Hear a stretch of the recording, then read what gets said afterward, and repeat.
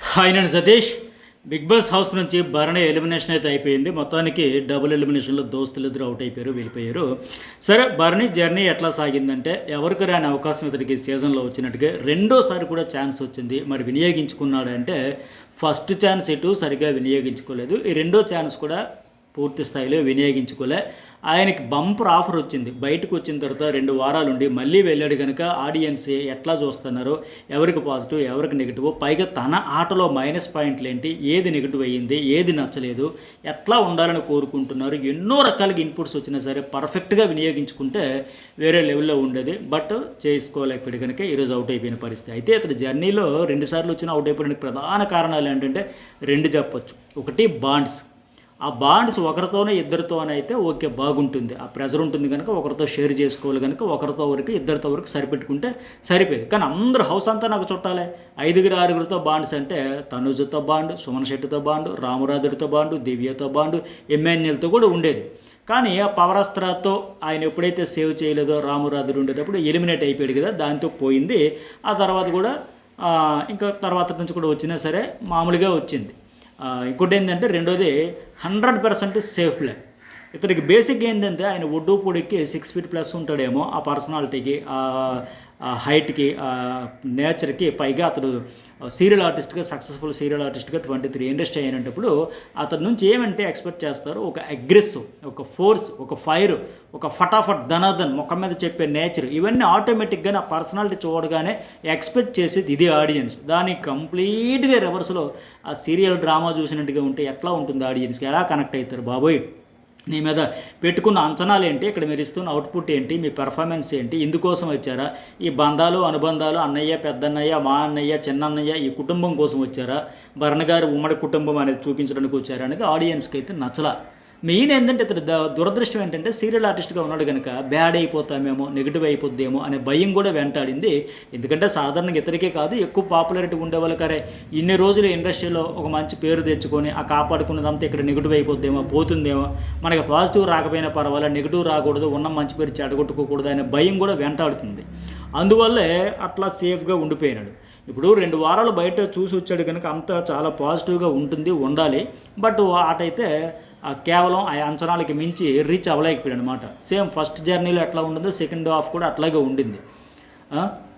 సేఫ్గా ఆడడం, చాలా పవర్ఫుల్గా ఉంటాడు అనుకుంటే వచ్చేటప్పుడు మళ్ళీ రీఎంట్రీలు వచ్చేటప్పుడు చాలా ఫోర్స్తో, చాలా ఫైర్తో పవర్ఫుల్గా వచ్చాడు. ఆయన కట్టప్ అనడం, దివ్యాను కంప్లీట్గా పట్టించుకోకపోవడం, పక్కన పెట్టేయడం, అట్లాగే తనూజ క్లాస్ పీకడం, నువ్వు ఇక్కడ నీడను కూడా నమ్మకూడదు, నీ యాటను వాడాలి, ఎవరి మీద డిపెండ్ అవ్వకూడదు, ఇండిపెండెంట్గా ఉండాలి, అట్లా ఇట్లా అన్నీ చెప్పాడు. అంతే. ఆ ఒక్క రాత్రి గడిచింది, తెల్లారిసరికి మళ్ళీ పాతబరిని అయిపోయాడు.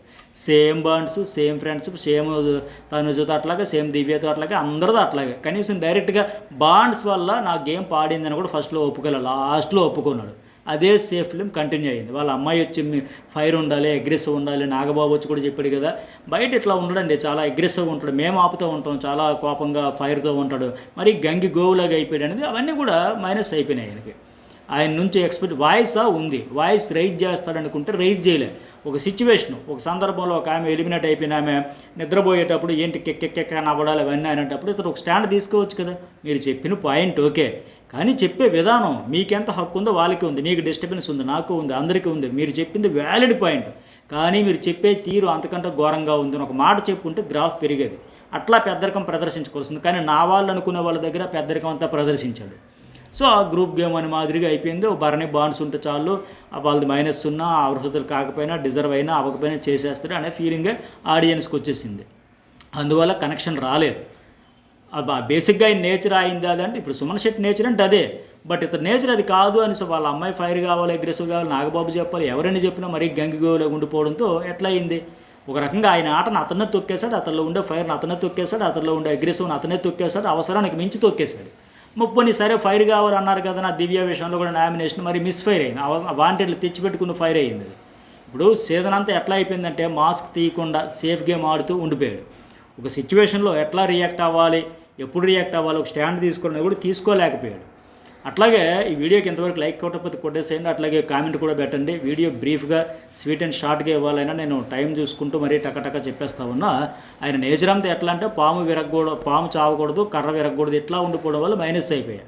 ఇలాంటివి చెప్పుకుంటూ పోతే చాలా ఉన్నాయి. ఇప్పుడు దివ్య తనుజ కెప్టెన్సీలో ఒకే ఒకటి చెబితే ఎక్కువ చెప్పను కానీ, దివ్య తనుజ కెప్టెన్సీలో డీజే టాస్క్లో అటు ఇటు ఉండేటప్పుడు స్టేజ్ మీదకి ఎక్కాలన్నప్పుడు అటు ఎక్కలే ఇటు ఎక్కలే. దివ్యకి చేయాలని ఉంది కానీ తనుజ ఫీల్ అవుద్ది, తనుజ బాధపడుద్ది, తనుజ హర్ట్ అవుతుంది.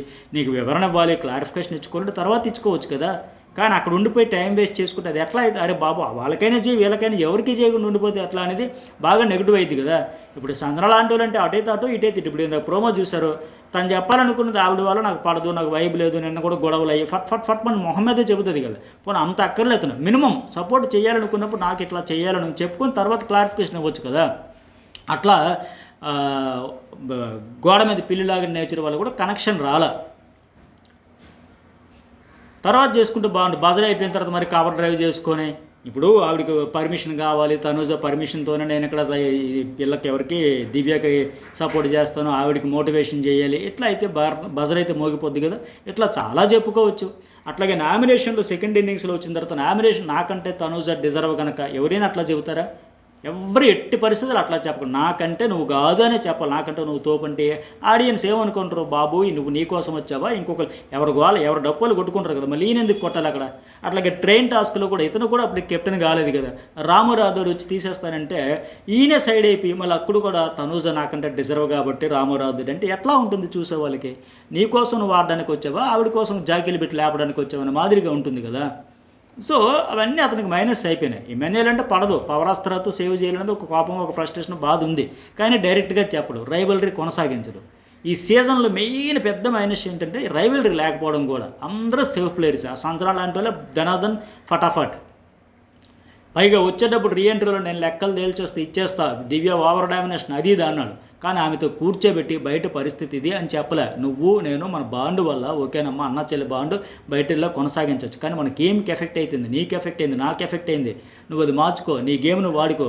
మాట్లాడితే బర్నే గారి ట్యాగ్ వేసుకుని నువ్వెందుకు వస్తావు, నా మాట నేను ఆడతా, నా ఆట నేను ఆడతా, నా స్టాండ్ నేను తీసుకుంటా, ఇట్లా క్లారిటీ. ఆ పిల్ల తెలివైన పిల్లే కదా, ఆవిడకి అర్థం కాదా, మైండ్ మెచ్యూరిటీ ఉంది కదా, కూర్చోబెట్టి చెప్పుంటే భలే ఉండేది. ఆవిడకి ఏజ్ 23 కాబట్టి కొద్దిగా టెంపరో హైపరో ఫటాఫట్ అన్నట్టు ఉంటుంది. బట్ అలా కూర్చోబెట్టి చెప్పుంటే ఆవిడకి అర్థమయ్యేది మన బాండ్ వల్ల మనకు పాజిటివ్ రాలే, మైనస్ వచ్చింది, నెగిటివ్ అయ్యింది, అర్థం చేసుకొని గేమ్ను వాడుకో, నా గేమ్ నేను ఆడుకుంటూ చెప్పుంటే చాలా బాగుండేది. సో అట్లాగా ప్రతిసారి కూడా తనూజ బర్నీ చుట్టూ గేమ్ తిప్పేది. దివ్యకి ఆవిడ గొడవ అయితే బర్నీ గారిని విషయంలో నేను వేలు పెట్టలే, దూరలే, ఆయన గేమ్లో నేను ఏం చేయలే, వాళ్ళ బాండ్లో నేను హట్ అవ్వలే, ఫీల్ అవ్వలే, ఇట్లా బుర్రజల్లతో ఒక్కసారి కూడా గట్టిగా చెప్పలే. 3 వారాల తర్వాత నెమ్మదిగా చెప్పాడు, అది కూడా సీక్రెట్ నామినేషన్లో చెప్పాడు. కానీ బల్బ్ టాస్క్లో తనూజ నువ్వు ఆవిడని చీటింగ్ చేసావు, ఆవిడ హట్ అయింది, దివ్య మనసు విరిగింది. ట్రైన్ టాస్క్లో దివ్య నీ మనసు విరిచింది. సో మీ ఇద్దరికి కోపము ద్వేషము, మీ ఇద్దరికి రైవల్ ఉంటే మీరు చూసుకోండి, మధ్యలో నన్నెందుకు లాగుతాను తనూజ అని అరవాల్సింది చెప్పాల్సింది పోయి దివ్య వైపు కోపంగా చూసి తనూజను వాదార్చి, అంటే అతని గేమ్ అతనిది, తనూజకు బయట పాజిటివ్ ఉంది, బాగా ఓట్లు పడతాయని నాకు షేర్ అవుతాయి అట్లా చూసుకున్నాడు తప్ప సేఫ్ ప్లే వదిలేద్దాం, ఫెయిర్గా ఆడదాం అనేది చూసుకోకుండా ఆడుకుంటూ వచ్చాడు. దివ్యకి పాపులారిటీ లేదు కనుక ఆవిడకి సపోర్ట్ కాకుండా తనుజకి పాపులారిటీ ఉంది కనుక అట్లా ఏదో రకంగా ఉండిపోవాలనుకుంటే తప్ప తనలో ఉండే రైవలరీ కావచ్చు, ఫెయిర్ కావచ్చు, స్ట్రైట్ ఫార్వర్డ్ కావచ్చు, ఇట్లా అయి ఉంటే బాగుండేది. సో మొత్తానికి ఏంటంటే ఇతడు రీఎంట్రీకే దమ్ము సిరీజ్ ఇతడికి వచ్చేటప్పుడు దమ్ము సిరీజ్ కావాలని పక్కన పెట్టేసి ఇతడు హైలీ రికమెండేషన్తో వచ్చాడు అనే వైబే వచ్చింది, అందువల్లే తీసుకొచ్చారు, అందువల్లే ఉంచారు. అలాగే ఎలిమినేషన్కి కూడా అదే మరీ నెగిటివ్ అయిపోతుంది షోకి. మొన్న ఎవరైతే వాళ్ళ గురువు గారి కూతురుతో హోస్ట్ మాట్లాడిన వీడియో కూడా బాగా వైరల్ అయింది కదా, పక్క టాప్ ఉంచేస్తారు ఇంకేముందని. అఫ్కోర్స్ ఓట్ల పరంగా కూడా బాటంలోనే ఉన్నాడు. సుమన్ శెట్టి తర్వాత డీమోన్ పవన్ ఇద్దరి మధ్య కేవలం 1% ఈ వారం అంతా నేను చెప్పా, ఇద్దరి మధ్య 1%. కాకపోతే వచ్చింది హైలీ రికమెండేషన్తో వచ్చాడు కనుక. పైగా మొన్న వాళ్ళ అమ్మాయి మాట్లాడిన దాంట్లో మీ నాన్నగారు గురువు అంట కదా, ఫ్రెండ్ అంట కదా, ఇట్లా అట్లా మాట్లాడింది, హోస్ట్ కూడా రావడంతో పక్క ఇంకేమైతే కాపాడేస్తారు అని వైబ్ వచ్చింది. ఇక అంత నెగిటివిటీ వచ్చిన తర్వాత ఈ ఒక్క వారం కుంచితే ఇంకా మరింత నెగిటివిటీ పెంచుకునే దానికంటే ఆయనకు కూడా ఓట్ల ప్రకారమే డెసిషన్ తీసుకున్నాను ఫీలింగ్ ఉండడం లెక్క. ఫైనల్లీ ఓట్ల ప్రకారమే నేను అన్అఫిషియల్ వారం అంతా చెప్పా, డీమోన్ పవన్కి ఇతడికి మధ్య 1%. ఆ 1% అన్అఫిషియల్ ఉందండి, అఫిషియల్ అటు ఇటు కావచ్చు, ఇతడి వరకు రావచ్చు, వస్తే బ్యాడ్ లక్ అనుకోవడం కదా వచ్చింది. ఆ రకంగా ఎలిమినేషన్ అయితే అయిపోయింది. మొత్తం మీకేమనిపించింది ఓవరాల్గా కామెంట్ చేయండి, లైక్ చేయండి. జర్నీ సతీష్ న్యూస్ బల్ 2 ఛానల్స్ కూడా సబ్స్క్రైబ్ అయితే చేసుకోండి.